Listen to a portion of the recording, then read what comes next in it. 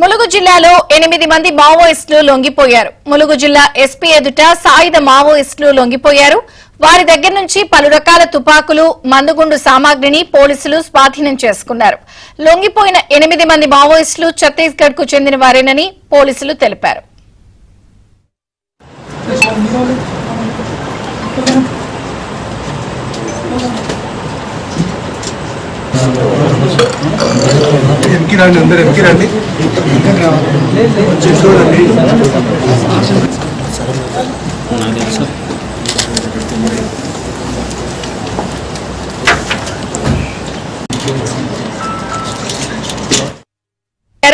వారి దగ్గర నుంచి పలు రకాల తుపాకులు, మందుగుండు సామాగ్రిని పోలీసులు స్వాధీనం చేసుకున్నారు.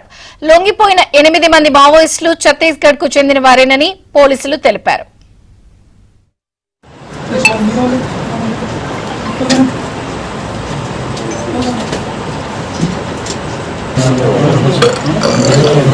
అందరూ